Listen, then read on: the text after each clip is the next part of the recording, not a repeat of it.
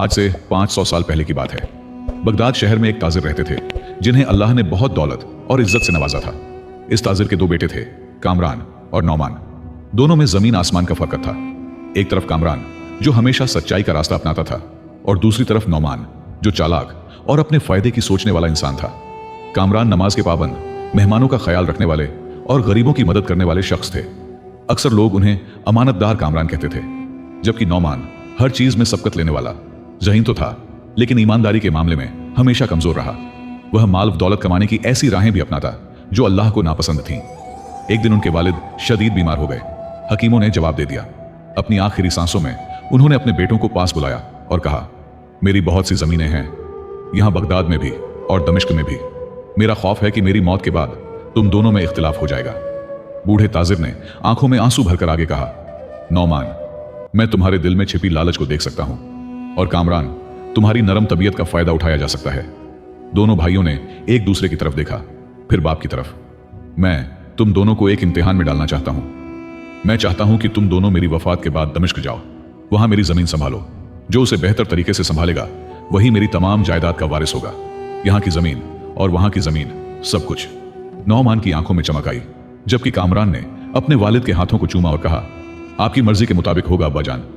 3 दिन बाद बूढ़े ताजिर ने अपनी आखिरी सांस ली। पूरा मोहल्ला सोगवार था। दफन करने के बाद जब वसीयत पढ़ी गई तो नौमान गुस्से से लाल हो गया। हम दोनों को दमिश्क जाकर साबित करना होगा कि हम में कौन बेहतर है। यह कैसी वसीयत है, वह चीखा, जबकि कामरान खामोशी से वालिद की आखिरी ख्वाहिश के बारे में सोच रहा था। भाई, वालिद की यही आखिरी ख्वाहिश थी, हमें इसका एहतराम करना चाहिए, कामरान ने नौमान को समझाते हुए कहा। नौमान ने झर आलूद नजरों से उसे देखा और बोला, तुम्हारा दिमाग तो काम करता है ना? इस सफर में बहुत खतरात हैं, डाकू, लुटेरे, जंगल के जानवर। फिर वहां जाकर क्या हम एक ही जमीन पर काम करेंगे? कामरान ने सफर की तैयारी शुरू कर दी। कुछ रुपए, खाना, पानी और 2 घोड़े।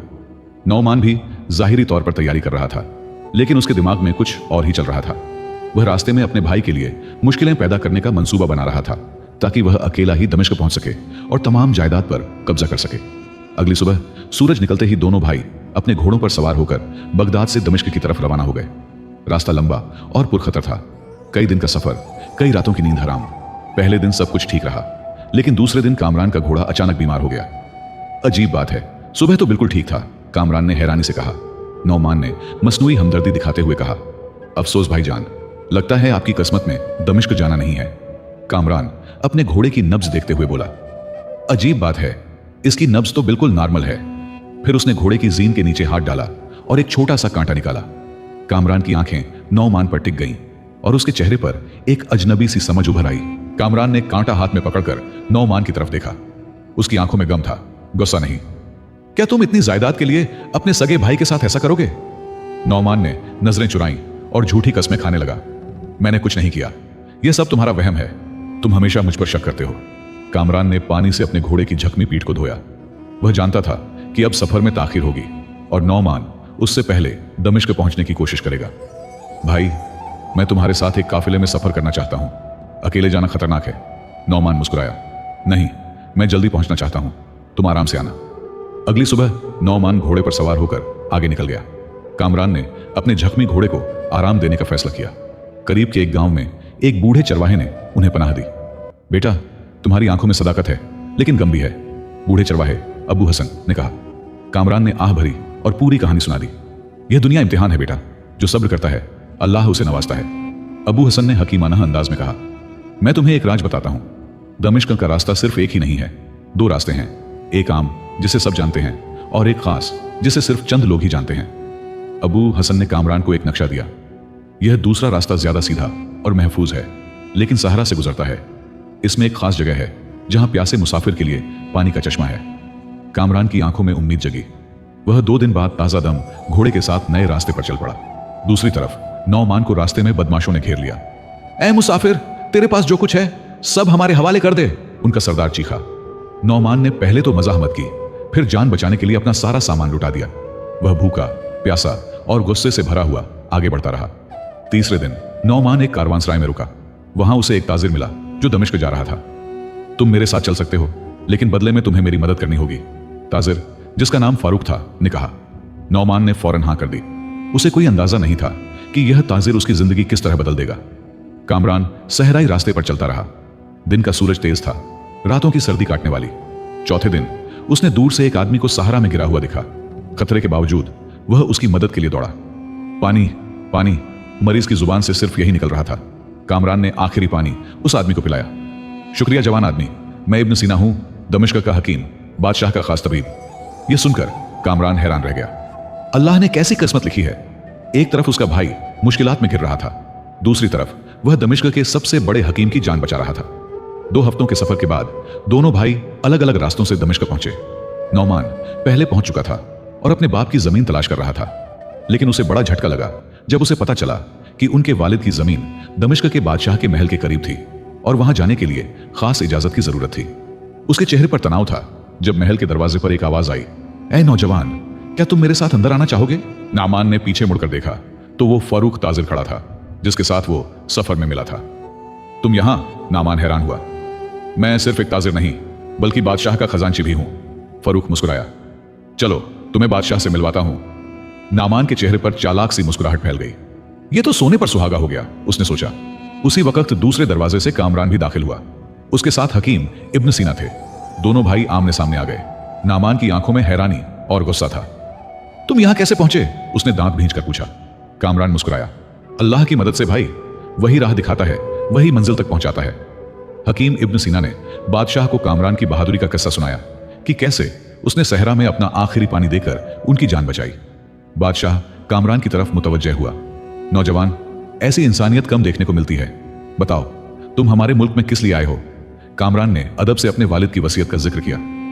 अच्छा, तो तुम दोनों भाई हो? बादशाह ने हैरत से कहा। तुम्हारे वालिद बहादुर ताजिर महमूद मेरे दोस्त थे। उनकी जमीन इस शहर के सबसे कीमती इलाके में है। नामान की आंखें चमक उठी। बादशाह ने आगे कहा, लेकिन हम इसे ऐसे ही नहीं दे सकते। तुम्हें दोनों को अपनी काबिलियत साबित करनी होगी।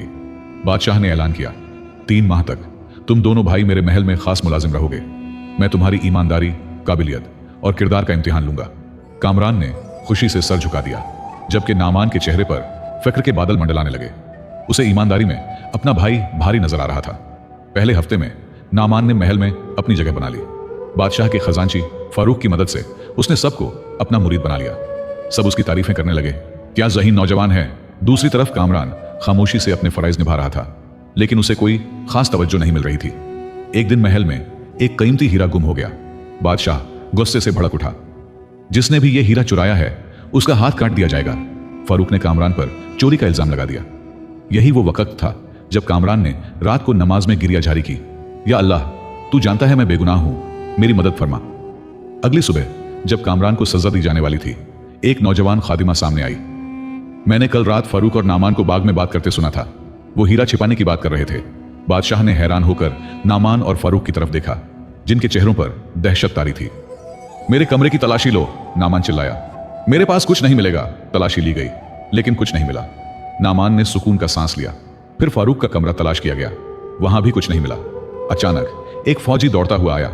जहान पनाह, हमें बाग में एक छुपी हुई जगह मिली है, वहां हीरा मौजूद है और साथ एक खत भी। खत में फारूक की नामान को हिदायतें थीं कि वो हीरा छुपाकर कामरान पर इल्जाम लगाए। नामान पीला पड़ गया और फारूक के कदमों में गिर पड़ा। माफी जहां पनाह, यह सब फारूक का मंसूबा था। फारूक चिल्लाया, झूठ, यह नामान की ही चाल थी। बादशाह ने गुस्से से दोनों को कैद करने का हुक्म दिया। कामरान को रिहा कर दिया गया और उसे एजाज बख्शा गया। लेकिन असल इम्तिहान अभी बाकी था।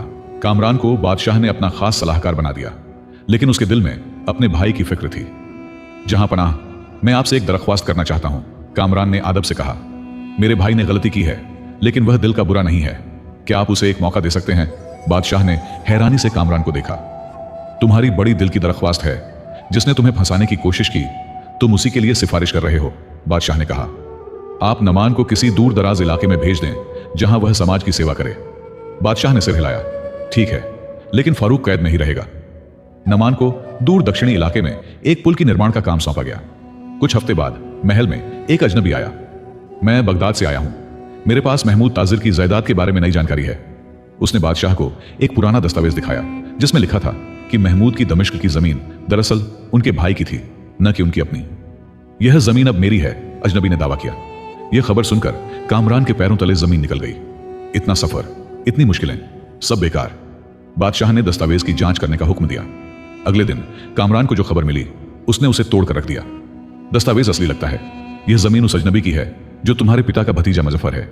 कामरान अपने कमरे में बैठकर रो पड़ा, या अल्लाह, क्या मेरी किस्मत में सुकून नहीं। इसी समय फारूक का साथी मंसूर कैद से फरार हो गया और दक्षिणी इलाके में पहुंच गया जहां नमान काम कर रहा था। नमान, मैं तुम्हें आजाद कराने आया हूं। कामरान ने तुम्हें धोखा दिया है। असली जमीन तुम्हारे चाचा जाद भाई मुजफ्फर की है। नमान और मंसूर ने मिलकर साजिश की। वे रात को पुल के कर्मचारियों को बहकाकर अपने साथ मिलकर दमिश्क पर हमला करने का प्लान बनाने लगे। कामरान की जान को भी खतरा था। कामरान बेखबर था। उस रात वह तहज़्ज़ुद में गड़गड़ा रहा था, या अल्लाह, मुझे राह दिखा, मेरा भाई गलत राह पर है, मेरी मदद फरमा। और उसी समय अल्लाह की रहमत बरसने लगी। कामरान को नमाज में एक ख्याल आया। उसने बादशाह की किताबों की लाइब्रेरी में जाकर महमूद ताजिर के बारे में सारी ऐतिहासिक किताबें खंगालनी शुरू कर दी। पूरी रात वह पढ़ता रहा और सुबह होते होते उसे एक अहम दस्तावेज मिला जिसमें सबूत था कि मुजफ्फर झूठ बोल रहा है। इसी दौरान दक्षिण में नमान और मंसूर फौज जमा कर चुके थे। आज रात हम दमिश्क पर हमला करेंगे, नमान चिल्लाया। अचानक एक बूढ़ा आदमी उनके सामने आया। बेटा, अल्लाह के लिए रुक जाओ, तुम्हारा भाई कामरान तुम्हारी मदद करने की कोशिश कर रहा है। यह अब्बू हसन थे, वही चरवाहे जिन्होंने कामरान की मदद की थी। नमान ठिठक गया। क्या मतलब? अब्बू हसन ने बताया, कामरान ने बादशाह से तुम्हारी सजा कम करवाई और अब वह असली दस्तावेज की तलाश में है। मुजफ्फर एक धोखेबाज है जो तुम्हें और तुम्हारे भाई को दुश्मन बनाना चाहता है। नमान पर हकीकत खुलने लगी। अब्बू हसन ने आगे कहा, तुम्हारे पास अब भी समय है बेटा, अल्लाह का नाम लो और सीधे रास्ते पर चलो। नमान की आंखों में आंसू आ गए। मैंने अपने भाई के साथ कितना बुरा किया, लेकिन वह अब भी मेरी फिक्र करता है। उसने मंसूर को गिरफ्तार करवा दिया और तेजी से दमिश्क की तरफ चल पड़ा। दूसरी तरफ कामरान बादशाह को असली दस्तावेज दिखा चुका था। बादशाह ने मुजफ्फर को गिरफ्तार करवा लिया। अचानक दरबार में हलचल मच गई। जहां पनाह नमान वापस आ गया है और वह कामरान से मिलना चाहता है। कामरान दरबार में खड़ा हो गया जब नमान प्रवेश किया। नमान की आंखें लाल थीं, चेहरा थका हुआ था। भाई, मैंने तुम्हारे साथ बहुत अन्याय किया। वह कामरान के सामने घुटनों के बल गिर गया। मैंने अपने लालच में तुम्हें धोखा दिया, तुम्हारी जिंदगी खतरे में डाली। क्या तुम मुझे माफ कर सकते हो? पूरे दरबार में सन्नाटा छा गया। कामरान ने नमान को गले लगा लिया। मेरे भाई, मैंने तुम्हें कभी अपना दुश्मन नहीं माना। बादशाह प्रभावित हुआ, लेकिन उसे शक था कि नमान की तौबा असली है या नहीं। मैं चाहता हूं कि तुम दोनों एक आखिरी इम्तिहान में कामयाब हो, बादशाह ने कहा। तभी मैं फैसला करूंगा कि जमीन किसको मिलेगी। बादशाह ने दोनों भाइयों को एक मुहरबंद खत दिया।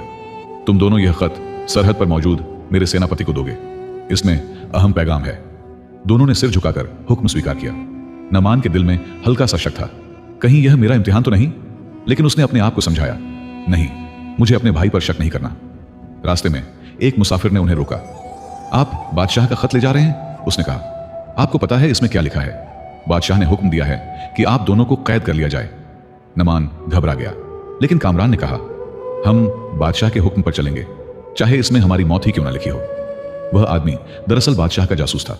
उसने देखा कि दोनों भाई परीक्षा में पूरी तरह खरे उतरे। सरहद पर पहुंचने पर सेनापति ने खत पढ़ा और मुस्कुराया। बादशाह ने हुक्म दिया है कि तुम्हें बादशाह के खजाने का एक संदूक दिया जाए। सेनापति ने एक भारी संदूक उनके हवाले किया। यह तुम्हारे पिता की अमानत है। संदूक में एक पुरानी किताब थी और एक असली वसीयतनामा। कामरान ने वसीयतनामा पढ़ा और आंखें बंद कर लीं। हमारे पिता ने लिखा है, मेरे प्यारे बेटों, अगर तुम यह पढ़ रहे हो तो इसका मतलब है कि तुम दोनों में से कोई एक या दोनों मेरे असली इम्तिहान में कामयाब हो गए हो। मेरी जमीन का मालिक वही होगा जो नेक दिल हो, ईमानदार हो और अपने भाई की भलाई चाहे। नमान ने पूछा, तो क्या सारी जमीन तुम्हारी है भाई? कामरान ने मुस्कुराकर वसीयतनामा आगे पढ़ा। अगर तुम दोनों एक साथ इस तक पहुंचे हो तो जमीन दोनों की है, लेकिन अगर एक ने दूसरे को धोखा दिया है। संदूक में एक और दस्तावेज था। यह तो एक वक्फनामा है। कामरान हैरान हुआ। हमारे पिता ने लिखा है कि अगर हम दोनों भाई इम्तिहान में नाकाम होते हैं तो जमीन मसीनों के नाम वक्फ कर दी जाए। नमान की आंखों में आंसू आ गए। अब्बा जान, हम दोनों को सबक सिखाना चाहते थे। कामरान और नमान दमिश्क लौटे। बादशाह ने पूरा किस्सा सुनकर फैसला सुनाया। चूंकि तुम दोनों ने आखिरी इम्तिहान पास कर लिया है, इसलिए जमीन तुम दोनों की है। नमान ने कहा, नहीं जहांपनाह, मैं अपना हिस्सा कामरान को देना चाहता हूं। कामरान ने भी इनकार किया और मैं चाहता हूं कि नमान इसे संभाले। मैं वापस बगदाद जाना चाहता हूं। बादशाह ने दोनों भाइयों को गौर से देखा, फिर मुस्कुराकर कहा, दोनों पर रहम करो, लेकिन एक चीज बताओ, वह संदूक में मौजूद किताब क्या है जो तुमने नहीं खोली? कामरान ने संदूक से किताब निकाली। इस पर सुनहरी अक्षरों में लिखा था, किस्मत का खेल। बादशाह ने कहा, खोलो इसे। जैसे ही कामरान ने किताब खोली, वहां से एक चमकदार हीरा निकला, वैसा ही जैसा फारूक ने चुराया था। सभी लोग सांस रोके देख रहे थे। क्या अल्लाह इन दोनों भाइयों की नेकी को स्वीकार करेगा? हीरा देखकर बादशाह खड़ा हो गया। यह वही हीरा है जो चोरी हुआ था, लेकिन यह तुम्हारे संदूक में कैसे आया? कामरान और नमान हैरान थे। बादशाह ने किताब के अगले पन्ने को खोला, जहां लिखा था, बेटो, यह हीरा मेरा है, इसे तुम्हारे पिता ने मुझे दिया था, अब यह तुम्हारा है। दस्तखत थे बादशाह के पिता के। अब समझ आई, बादशाह ने कहा, मेरे पिता ने यह हीरा तुम्हारे पिता को अमानत दिया था। फारूक ने जो हीरा चुराया था वह नकली था। एक हाकिम दौड़ता हुआ आया, जहां अपना फारूक कैद से फरार हो गया है। बादशाह ने फौरन सैनिकों को उसकी तलाश का हुक्म दिया। फिक्र न करें, वह ज्यादा दूर नहीं जा सकता। बादशाह ने किताब के आखिरी पन्ने को खोला, जिस पर महमूद ताजिर की लिखावट थी। मैंने तुम्हें इम्तिहान में डाला, यह जानने के लिए कि तुम में से कौन मेरी जायदाद का असली वारिस है। असली दौलत माल में नहीं, ईमान में है। ईमानदारी, सच्चाई और मोहब्बत, यही असली विरासत है जो मैं तुम्हें दे सकता हूं। उसी समय महल के बाहर शोर सुनाई दिया। सैनिक फारूक को पकड़ कर लाए थे। जहां अपना हमें उसे शहर के दरवाजे से बाहर जाते हुए पकड़ा। फारूक कांप रहा था। माफी चाहता हूं, वह गिड़गिड़ाया। बादशाह ने हुक्म दिया, उसे कैद में डालो, लेकिन उसकी जान न लो, शायद समय के साथ उसे भी समझ आए। नमान कामरान के सामने झुक गया। भाई, मैंने तुम्हारे साथ बहुत अन्याय किया, मेरी वजह से तुम्हें कितनी तकलीफें उठानी पड़ी। मैं लालच में अंधा हो गया था। कामरान ने उसे उठाया। भाई, जो हुआ सो हुआ, अल्लाह ने हमें दोबारा मिला दिया, यही सबसे बड़ी नेमत है। बादशाह ने दोनों भाइयों की तरफ देखकर कहा, तुम्हारे पिता महमूद एक हकीम इंसान थे। उन्होंने तुम्हारे दोनों के किरदार को परखने के लिए यह इम्तिहान रखा। अब वह जमीन तुम्हारे दोनों की है। नमान ने शर्मिंदगी से सिर झुका लिया। मैं इसका हकदार नहीं हूं, यह सब कामरान का है। नहीं भाई, कामरान ने कहा, हमारे पिता चाहते थे कि हम दोनों मिलकर रहें। उसने नमान का हाथ थामा। आओ हम इस जमीन पर एक ऐसा मदरसा बनाएं जहां गरीब बच्चे मुफ्त शिक्षा प्राप्त करें। नमान की आंखों में आंसू आ गए। तुमने मुझे एक बार फिर शर्मिंदा कर दिया भाई, मैं तुम्हारा साथ दूंगा। 1 साल बाद वही जमीन पर एक खूबसूरत मदरसा बन चुका था। सैकड़ों बच्चे वहां शिक्षा प्राप्त कर रहे थे। कामरान और नमान दोनों मिलकर इसे चला रहे थे। एक दिन बादशाह वहां तशरीफ लाए। मैं तुम दोनों पर गर्व करता हूं। तुमने साबित किया कि असली दौलत माल में नहीं, नेकी में है। फारूक को भी माफी मिल गई थी और वह मदरसे में हिसाब का शिक्षक बन गया। मैंने अपनी गलतियों से सबक सीखा है, उसने कहा। अब मैं अपनी बाकी जिंदगी नेकी की राह पर बिताना चाहता हूं। कामरान ने मुस्कुराकर नमान से कहा, देखो भाई, यही है किस्मत का खेल। अल्लाह जिसे चाहे इज्जत दे और जिसे चाहे हिदायत दे। उस दिन से कामरान, नमान और फारूक एक दूसरे के साथ खुशी से रहने लगे। लोग कहते थे कि अल्लाह ने उनके मदरसे को इतनी बरकत दी कि वहां से निकले हर बच्चे ने ज्ञान और नेकी की रोशनी फैलाई। क्या आपने कभी सोचा है कि आपकी किस्मत में क्या लिखा है? हमेशा याद रखें, असली कामयाबी अच्छे अखलाक और नेक अमल में है। सनहरी किस्से को सब्सक्राइब करें और मजीद अखलाकी कहानियों के लिए हमारे साथ रहें।